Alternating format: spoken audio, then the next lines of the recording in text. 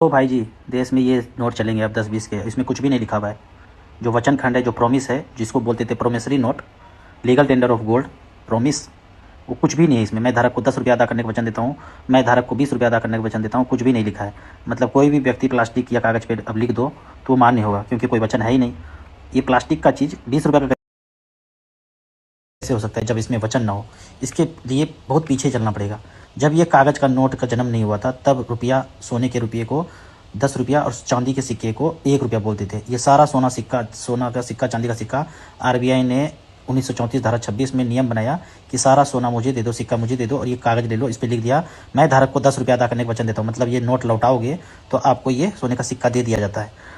जब उस ज़माने में नोट लौटाते थे 1934, 35, 40, 45 के बीच, तो वो नोट को फाड़ दिया जाता था, कैंसिल कर दिया जाता था। एक पर्ची की तरह था, पर्ची लौटाया, सिक्का मिल गया, पर्ची फाड़ दिया जाता था। अब इसमें भी ई रुपया हो गया। मतलब इसमें तो कुछ वचन लिखा ही नहीं है। रुपया अलग बात है, ई रुपया अलग बात है। जैसे कि लड़की, फिजिकल लड़की जो 9, 10, 12 में पढ़ते हैं, दोस्त हुआ करते हैं आपके, वो लड़की हुई, पर उसी का फ़ोटो हो आपके पास तो लड़की का फ़ोटो हो गया। वही फ़ोटो अगर मोबाइल में हो तो ई लड़की हो गई। तो लड़की अलग बात है, लड़की का फ़ोटो अलग बात है, ई लड़की अलग बात है। उसी तरह रुपया अलग चीज़ है। सोने के सिक्के को, चांदी के सिक्के को रुपया बोलते हैं। ये रुपये का नोट है, इसलिए बोलते हैं इसको 10 रुपये का नोट। रुपया नहीं, 10 रुपये का नोट, 10 रुपये का फ़ोटो, 10 रुपये का लीगल टेंडर, 10 रुपये का प्रोमिसरी नोट, वचन, और ये ई रुपया है। अब चालबाजी को और समझो अच्छे से।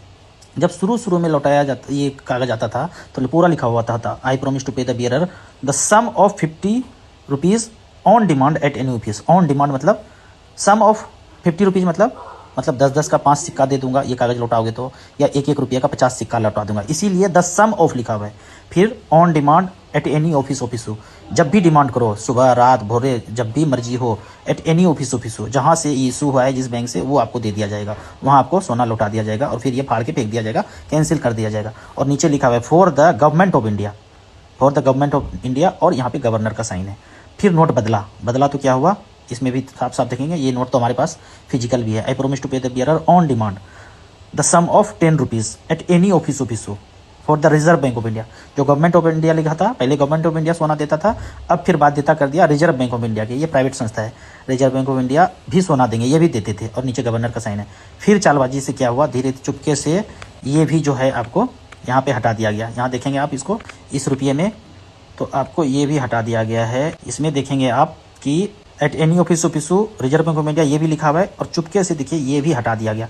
एट एनी ऑफिस नीचे कुछ भी नहीं है, गज गज गज गज करके सेडेट कर दिया है, और सिग्नेचर को 2 बार कर दिया, हिंदी इंग्लिश में कर दिया। यहाँ एक ही सिग्नेचर है, एट एनी ऑफिस है, इसको भी हटा दिया। For the Reserve Bank of India, इसको भी हटा दिया, सब हटा दिया। मतलब सोना हड़प के रख लिया। अब कुछ